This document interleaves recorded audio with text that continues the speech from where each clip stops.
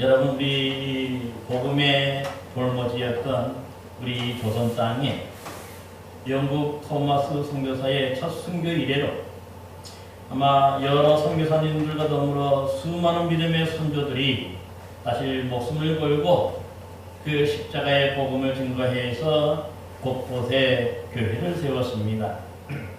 특별히 조선 선교 초기에는 이 알렌 선교사님이 이 세운 조선 최초의 서양식 병원인 광형원, 이 제중원이라고도 하는데요. 이것을 비롯해서 나중에 연세의료원, 또 이 전주예수병원, 대부동산의료원 등의 또 이 병원 선교를 통해서 또 이 교회를 세워가기도 하였습니다. 또한 언더우드 아펜셀러 같은 그러한 선교사님들은 우리 지금의 연세대학교나 이화대학교, 또 이 승길대학교나 또 이 배제학당, 오산학교, 계명학교, 뭐 수많은 그런 학교들을 더 많이 세운 것을 볼 수가 있습니다. 이런 교육 선교를 통해서 우리 한국 사람들을 교육해서 그래서 좋은 신앙으로 또 그렇게 키워갔던 것도 볼 수가 있습니다. 뿐만 아닙니다. 또한 일제강점기 때에는 기미 독립선언서에 서명한 이 33인 중에 우리 기독교 인사가 자그만치 16명이나 되었고, 또 이 3.1 만세 운동 때에는 잘 아시는 대로 우리 천안에 이 병천에 유관순 열사를 비롯해서 수많은 우리 기독교인들이 이 교회들이 주도가 되어서 참이 그 독립운동에 동참하였던 것을 볼 수가 있습니다. 또한 이 조만식 장로님이 주도했던 그런 국채 보상운동을 비롯해서 이 도산 안창호 선생님, 또 백범 김구 선생님, 또 이승만 대통령 등 수많은 또 그런 기독교 인사들이 또 이 독립운동에 큰 역할을 감당함으로 인해서 이 백성들이 마음 먹고 안심하고 또 이렇게 복음을 받아들이도록 그 여건을 마련함으로써 어찌 보면은 한국교회의 큰 부흥을 이루는데 일조를 하는 것을 볼 수가 있습니다. 하지만 요즘에는 이 믿음의 선배들이 쌓아 올렸던 참 이런 기독교에 대한 좋은 인식이나 이러한 것들이 하루아침에 무너져서 언젠가부터는 우리 기독교가 이 혐오의 대상, 또 이 기피의 대상이 돼서 이 교회들이 또 무너지는 것도 볼 수가 있습니다. 여러분, 그래서 2022년도 한국교회를 대표하는 6개 교단의 이 통계를 살펴보면요, 그 예당 합동이 자그마치 9만 명 정도가 한 해 동안에 또 뭡니까 교회를 떠났고요. 이 감리교회가 4만 2천 명 정도가 떠나게 되고, 이 기독교 장로회가 기장이라고 하는데 약 한 7,300명 정도가 떠나게 되고요. 예장 보신이 약 한 1만 2,800명 정도가 떠나게 되고, 또 기독교 성결교회가 약 한 8,200명 정도가 떠나게 되고, 우리 통합측 교회가 예장 통합측 교회가 3만 4천 명 등 전체적으로 보면 약 한 20만 명 가까운 그런 엄청난 교회가 없어지고 또 사라지는 것도 볼 수가 있습니다. 여러분, 그래서 이제 요즘에 보면은요, 이 신도시가 생긴 이 몇몇 교회 외에는요, 부흥하였다는 교회를 거의 찾아보기 힘든 그런 시절이 되고요. 또 때로는 이 교단 단합도 한 교단임에도 불구하고 단합이 안 되고, 또 이 한국 전체에, 한국교회 전체에 이 연합도 잘 안 되고 있어서 대부분이 보면 요즘에 이 교인들이 타 교회 교인들을 빼내가는 것, 이것이 하나의 전도로 등갑해서 사실 서로가 서로의 교회를 채우기에 혈안이 되어 있는 그런 안타까운 모습도 볼 수가 있는 것이죠. 어떻게 보면요, 이 신천지나 또 하나님의 교회, 또 다락방 전도협회 등의 이단 교회들이 사실 교인들을 빼내가는 것보다도 오히려 모든 것이 잘 갖춰진 이 대형 교회들이 작은 교회 교인들을 빼내가는 것이 더 아프게도 느껴지는 것이 사실인 것을 볼 수가 있습니다. 여러분, 이렇게 뭔가 한국 교회가 이제는 뭔가 기준도 없어지고 뭔가 이 체계도 없어진 것 같아요. 그래서 보면은 왜 그런가 이렇게 살펴보면은요, 가장 중요한 여러 가지 원인이 있겠지만 그 중에 가장 중요한 것이 뭐냐면 바로 목회자를 비롯해서 우리 모든 그리스도인들, 우리 성도들이 그동안 이 하나님의 말씀을 배운 대로 실천하지 못하고 있다는데 가장 큰 원인이 있는 것을 볼 수가 있습니다. 말씀대로 살지 못하기 때문에 바로 이런 일들을 하는 것이죠. 그러기에 입술로만 믿는 신앙이었지 말씀의 능력과 권능을 나타내지 못하는 그러한 신앙에 머물러 있는 것을 볼 수가 있습니다. 여러분, 그래서 교회에서도 보면 이 성폭력 문제나 또 이 거짓말 문제 같은 것은 적어도 우리 한국교회가 깨끗하고 이 정직했어야 하지만은요, 현실을 들여다보면은 교회나 또 이 일반 사회나 별로 차이가 없어 보이는 것도 웬일인지 모르겠습니다.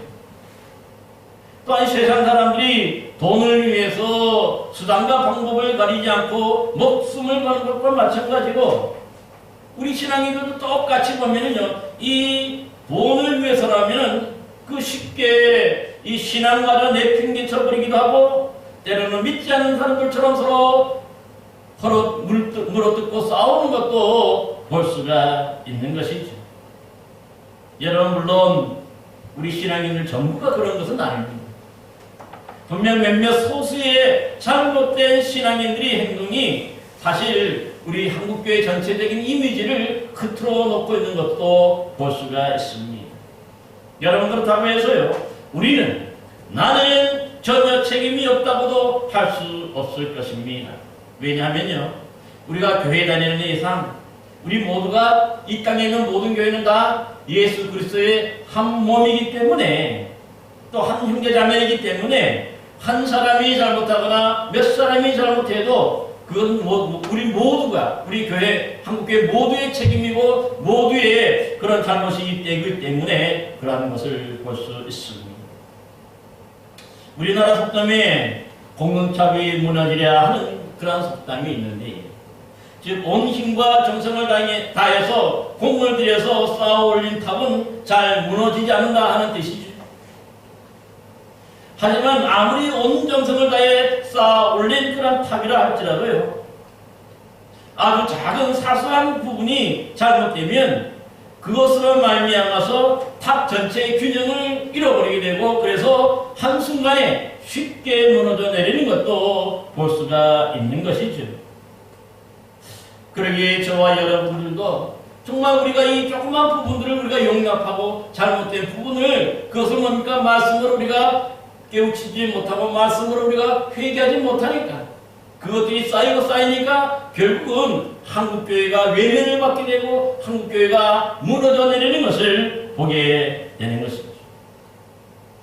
저와 여러분 모두도 우리 주님 예수 그리스도의 몸된 교회를 무너뜨리는 그런 자들이 되지 말고 오히려 우리 주님의 몸된 교회를 더욱 든든히 세워가는 말씀에 충실한 성도들 되시기를 간절히 기원합니다. 여러분, 오늘 말씀은요, 사도 바울이 3차 전도여행을 마치고 귀국하는 길에 그 밀레도라는 자그마한 항구에서 자신이 목회했던 이 에베소 교회의 장로님들을 다 초청했어요. 그리고는 거기서 그들에게 전하는 말씀인데요, 누가 교회를 세웠고 어떻게 지키고 돌봐야 하는지를 우리에게 가르쳐주는 그런 말씀입니다. 그래서 오늘 본문 28절에 보면은요, 그냥 교회라고 하지 않고 하나님이 자기 피로 사신 교회라 그렇게 부르고 있습니다. 사실 교회는요, 잘 아시는 것처럼 베드로나 또 이 사도 바울과 같은 분들이 당시에 수많은 박해와 그 어려운 환경 속에서도 진짜 자신의 하나밖에 없는 소중한 목숨을 바치면서까지 열심히 전도해서 세운 것이 바로 교회들입니다. 그렇다면요, 우리가 때로는 베드로의 교회, 사도의 교회, 바울의 교회 이렇게 불러야 마땅할 것입니다. 하지만 성경 어디에도 베드로의 교회나 바울의 교회라고 부르는 것은 한 곳도 없습니다.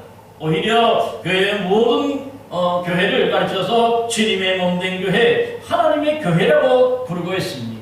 왜 이렇게 부르는 것일까요? 여러분, 어떤 종이 열심히 노력해서 아무리 그 일을 잘 감당해서 잘 세웠다고 해서요, 그거 자체가 종이 한 것이 아니죠. 누가 한 것이 됩니까?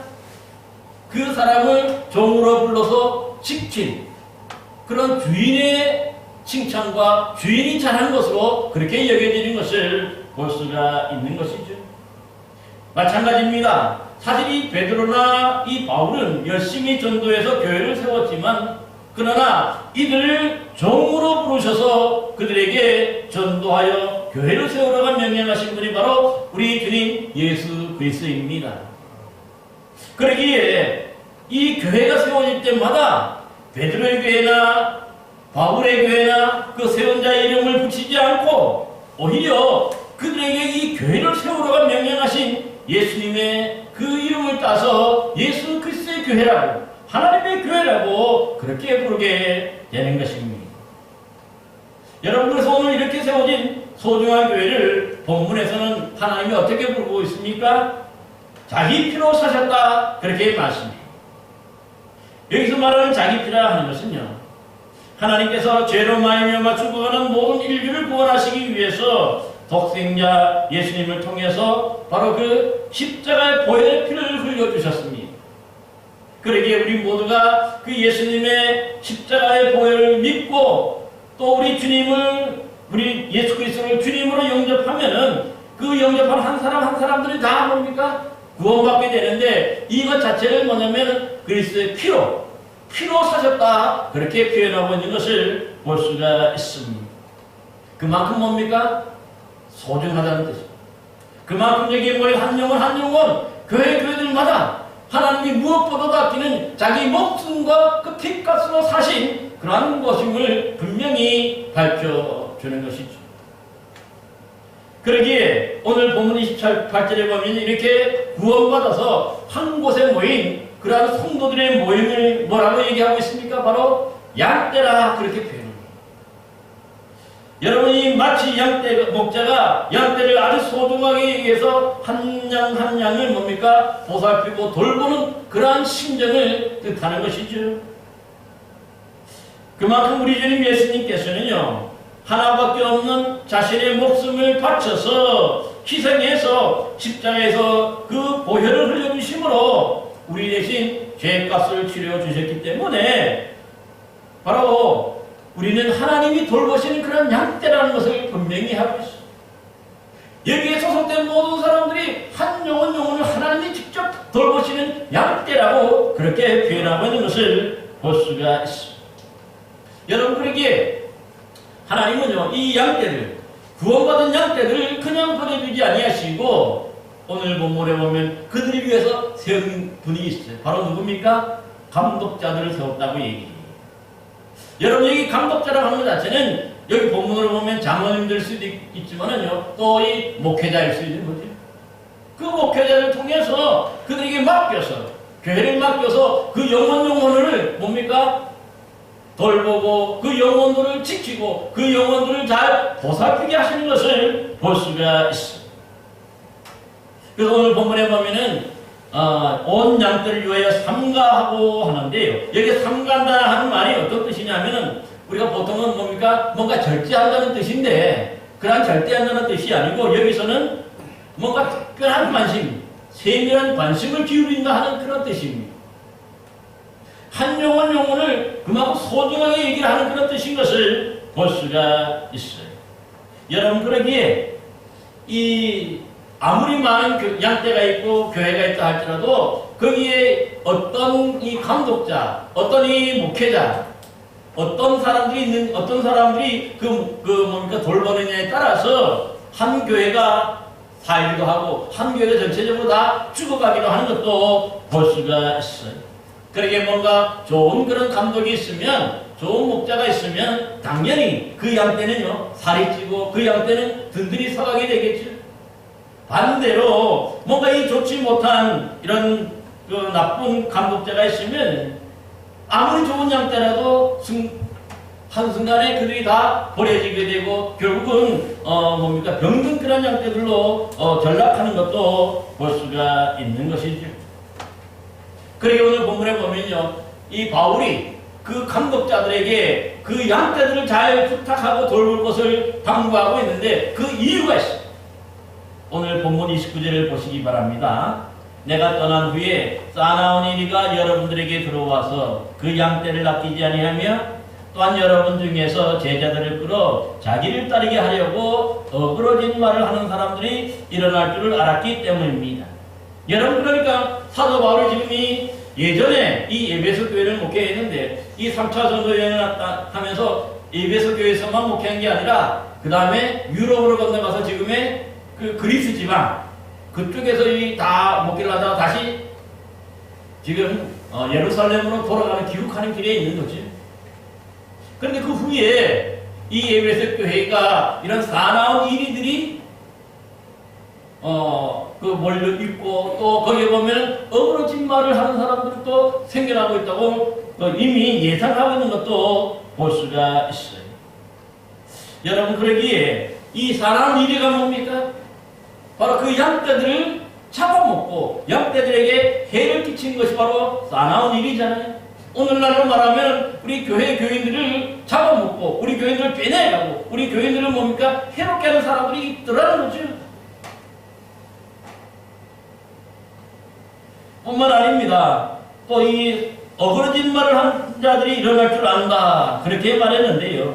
여기서 말하니 어그러진 말을 하는 자는 할 때는 어떤 뜻이냐면은 뭔가 말을 할 때에 왜곡하여서 구부러지게 말하는 자라는 뜻으로서 사실 이 십자가의 복음을 그대로 전하는 것이 아니라 이 십자가의 복음을 자신들에게 맞게 더하거나 빼서 이 복음을 제대로 된 복음을 전하지 않는다 하는 그런 뜻인 것을 볼 수가 있어요. 그런데 놀라운 일이 있어요. 이렇듯 뭔가 교회 안에 이 사도 바울이 떠나고 난 다음에 이 사나운 일들이 일어나서 뭔가 어그러진 말을 하는, 그렇게 해서 양떼를 잡아먹고 양떼를 해롭게 하는 이런 일들이 일어날 것을 예상하면서 누가 그러면 이런 사나운 일이냐, 누가 이런 어그러진 말을 하는 사람이냐, 이걸 가르쳐주고 있어요. 여러분 보세요. 본문에 보니까 여러분 중에서도 제자들을 이끌어 자기를 따르게 하려고 어그러진 말을 하는 자들이 일어날 줄 안다 하였지. 누구라고 얘기하고 있습니까? 뭔가 새로운 사람, 뭔가 특별한 사람이 아니죠. 여러분 중에 있다고 얘기해요. 그러니까 지금 사도 바울이 초청했던 이 장로님들, 에베소 교회 장로님들, 감독들에게 그들 중에 바로 이렇게 사나운 일도 있고 이렇게 자기 편으로 만들어가는 어그러진 사람이 있다고 하는 것을 분명하게 얘기하고 있어요. 뭔가 외부로부터 들어온 사람들이 아닌 거지. 교회 안에 있는 사람, 그것도 교회 안에서 이렇게 뭡니까 큰 직책을 가진 그런 사람들이 사나운 일이가 되고 어그러진 말을 해서 교인들을 잡아먹고 교인들에게 해를 끼치는 사람들이라고 말씀하고 있는 것이죠.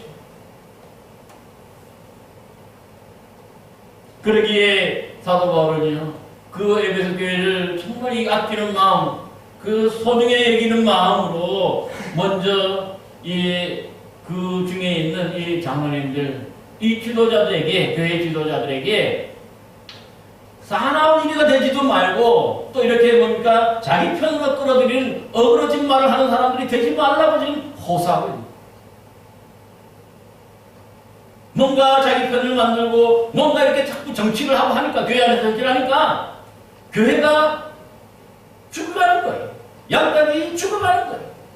해를 입게 되는 것을 볼 수가 있는 것이죠. 그러기에 오히려 또 뒤집으면요, 그러기에 진짜 이 감독들, 이 지도자들은, 교회 지도자들은 사실 이런 사나운 일이가 들어오지 못하게 어떻게 됩니까?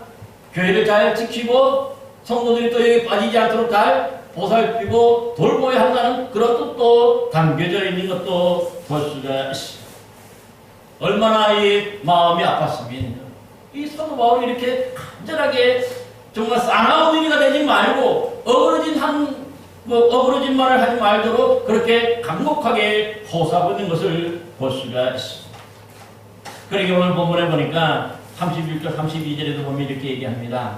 내가 3년이나 밤낮 쉬지 않고 눈물로 각 사람을 훈계하던 것을 기억하라.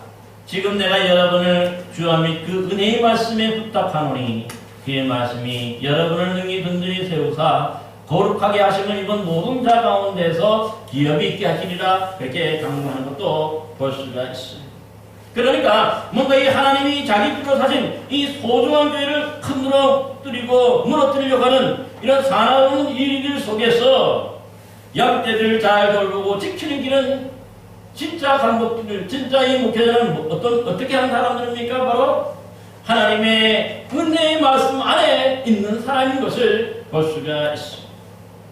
그러니까 먼저 이 교회 지도자들이 이 양떼들이 바른 옳은 말씀에 서 있어야 이들이 바로 뭡니까? 또 잘못된 교사들, 이단들, 나쁜 세력들을 막아줄 수 있고 또 주님이 오시는 그날까지 이 은혜의 말씀을 모든 성도들이 든든히 붙잡고 있어야 그들 모두가 다 구원받아서 하나님 나라를 기업으로 상속받게 될 수 있기 때문입니다.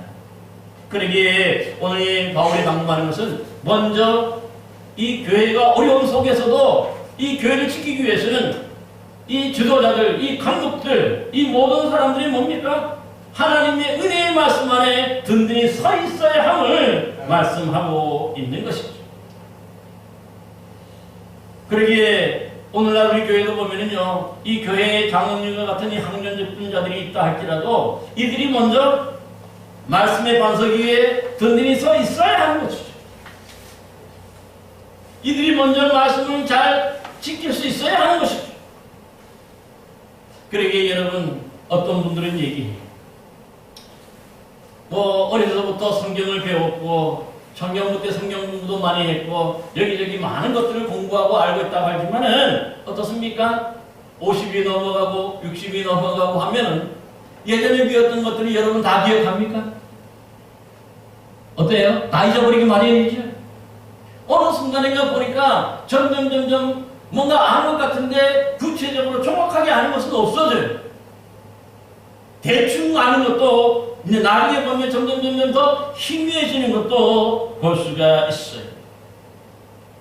여러분들에게 나는 예전에 성경 공부를 수도 없이 많이 하고 배웠다고 해도 이미 그것이 5년이 지나고 10년이 지났고 했으면 다 새카맣게 잊어버리고 거의 없다고 하는 것을 여러분들이 기억하세요. 그러기에 지금도 우리가 뭡니까? 이 교회를 지키고 온전하게 든든히 세우려면 우리 먼저 이 지도자들 먼저가 늘 말씀에 함께 있어야 되는 것이죠. 목회자인 저 자신도 보면요, 신학교 7년에다가 대학원 6년에다가 미국 유학 한 3년 6개월 이상 공부하고 또 그렇게 배웠어요. 하지만 지금도 계속해서 이 성경 말씀을 매일매일 묵상하고 연구하고 합니다만은 그럴 때마다도 뭡니까? 많이 부족하다 하는 생각을 지울 수가 없어요. 그래서 지금도 보면 저는 이 말씀을 잊어버리지 않기 위해서 계속해서 사실 신약 성경은요, 매달 한 번씩 읽어요. 그 다음에 이 구약 성경은 1년에 약 한 2번은 읽고 있습니다. 그럼에도 불구하고 그 성경 말씀을 읽을 때마다 내가 왜 이전에 알았던 말씀도 잊어버렸던 것들이 다시 기억이 나고 다시 생각나는 거죠.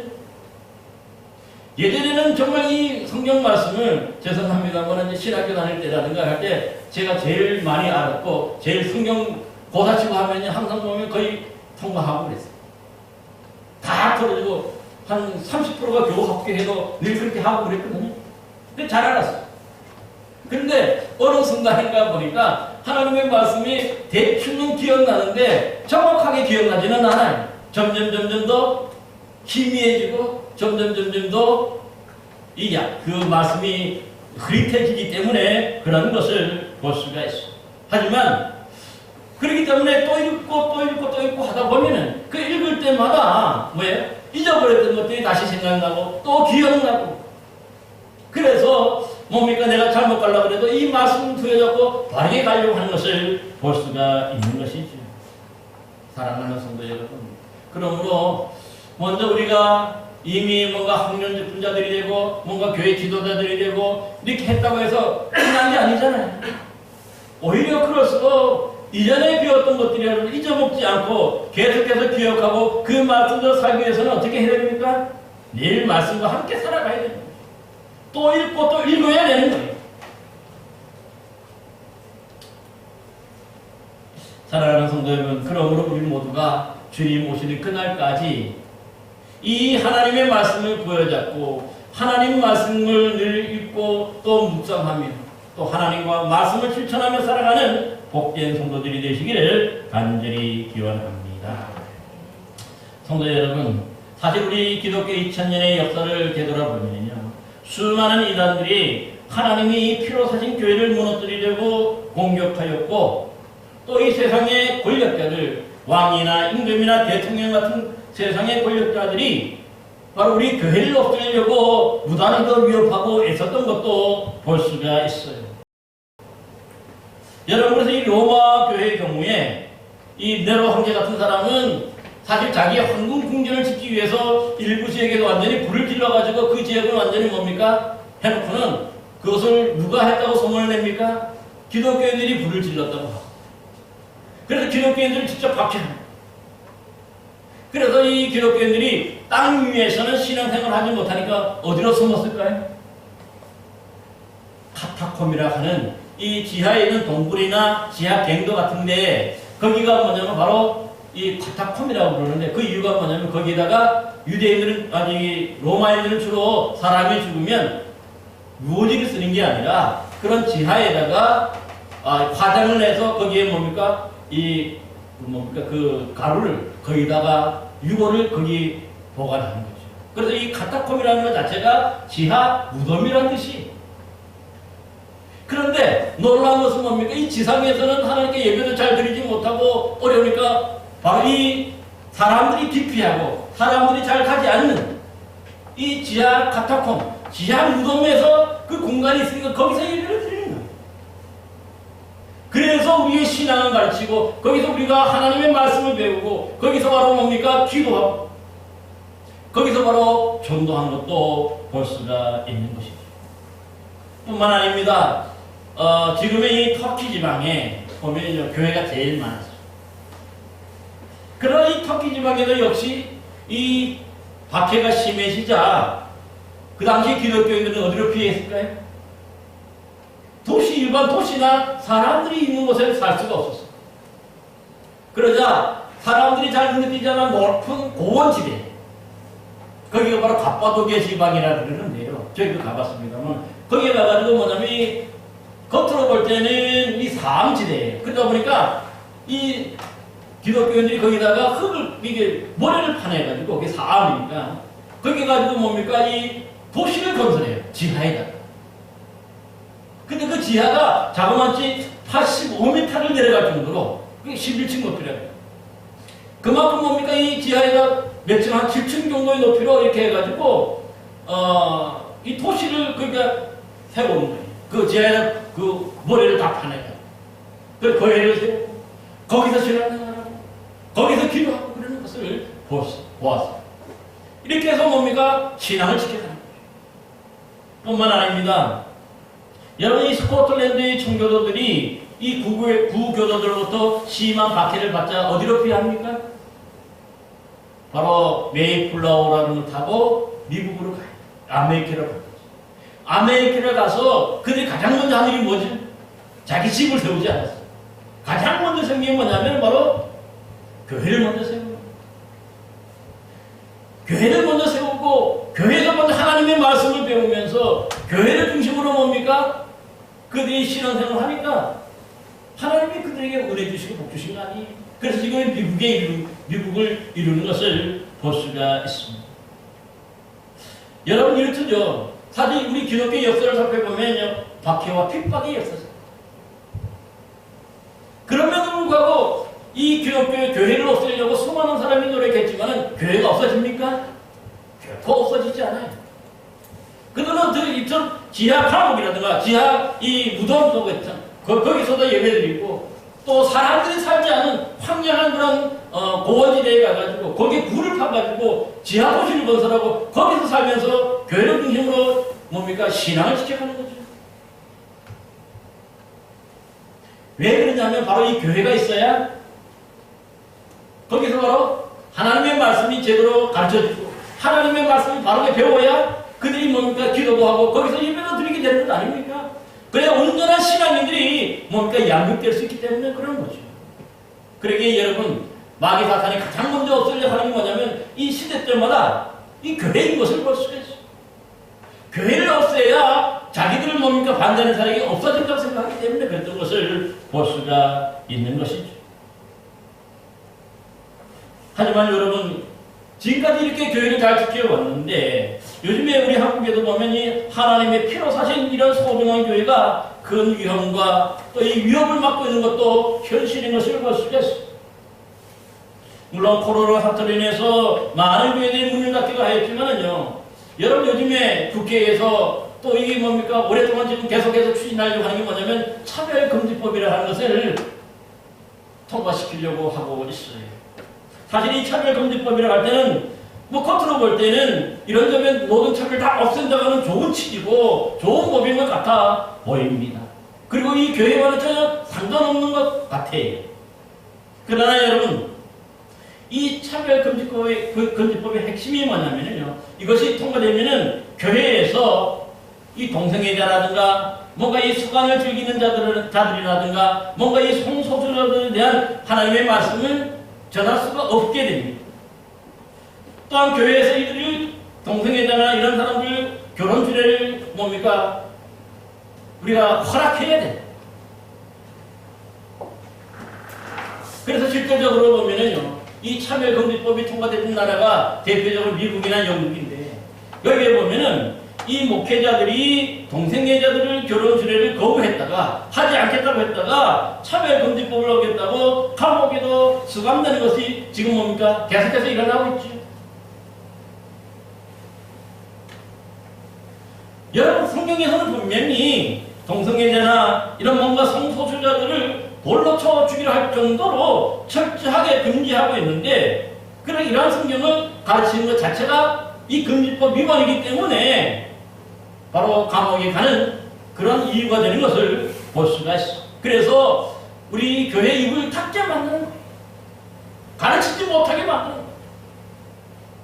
여러분들에게 교회에서 성경을 제대로 가르치지 못하고 하나님의 말씀을 제대로 실천하지 못한다면 그 교회는 이미 죽은 교회. 권력자들이, 정치자들이 좋아하는 그런 말씀만 전하는 교회는 이미 죽은 교회죠. 그러므로 사실 어려운 시대일수록 자기 이해득실에 따라서 그저 방관자로만 우리가 몰몰로 있어서는 안 되고요. 이 교회에서 하나님의 말씀이 제대로 선포되고 제대로 뭡니까? 이 가르쳐짐으로 우리가 교회를 지키고 우리가 교회를 잘 돌보고 소중하게 여겨야 하는 것을 기억하시기 바랍니다. 여러분, 사실 하나님이 피로 사신 이런 소중한 교회는요, 어떤 목회자가 몇 명이나 직분자들 몇 명이 지키는 것은 결코 아닐 것입니다. 사실 교회의 양떼들인 우리 모든 구원받은 성도들도 여기에 모두가 관심을 기울여야 되고 함께 할 때에 바로 우리 교회를 지킬 수 있게 되는 것 아니겠습니까? 모쪼록 어렵고 힘든 시대이지만 이런 어려운 시대일수록 하나님이 자기 피로 사신 우리 교회가 더욱더 영광스러운 교회가 되고 또 우리 모두가 힘을 합해서 우리 교회를 지킴으로 말미암아 하나님의 영광이 되고 기쁨이 되는 그런 복된 교회 되기를 간절히 기원합니다. 기도하겠습니다.